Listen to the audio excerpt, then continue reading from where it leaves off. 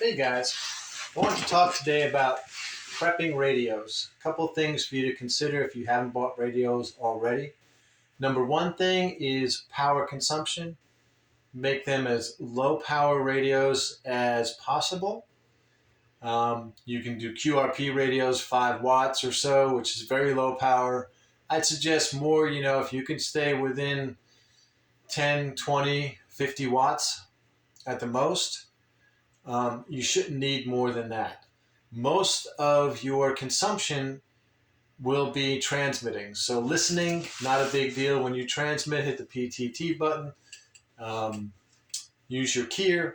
You're going to be using the most power. Without the grid, you're not going to power those 100 watt, 500 watt, 1000 watt, 1500 watt radios.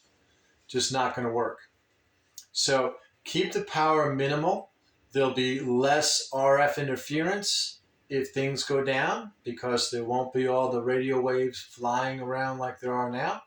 So less power will be able to get through, I think, easier than it does today. And even today with 20 watts, I've talked to Australia. With 1.5 watts, I was talking to my friends last night using single sideband voice and CW Morse code.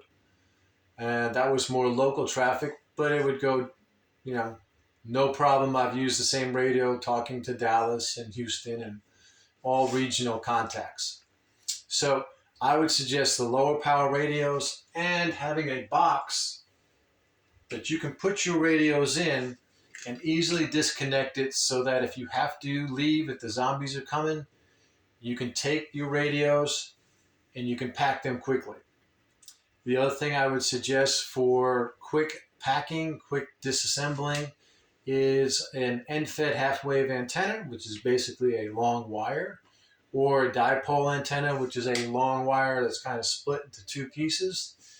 These radio antennas are not really common for most people for their base stations, but they work just fine, and they are much faster to take down. So when you have to leave in a hurry, you can still take your radios with you and not lose your communications. Okay? So 2 things to consider: power consumption and ability to be portable. Construct everything to be portable. Okay? A couple of radios I might suggest for you is this Xiegu G90, which is this radio right here. This is a 20 watt radio. This is an HF radio, excellent radio. This is a Midland GMRS FRS radio. This is up to 50 watts. This is 20 watts for the G90. And this is a 2 meter only radio. This is a Kenwood TM281, I think. These are all excellent radios. Not too high power. You can do what you need to do with them. And this little QRP ring, which is anywhere from 0.5 watt up to maybe 6 or 7 watts right here. Again, last night I was talking to people Morse code and voice, and it was local regional communication, which is what we want mostly for our prepping needs. So hopefully I'm back in frame. If you have any questions, put them in the comments. And remember, low power, portability. I'll see you.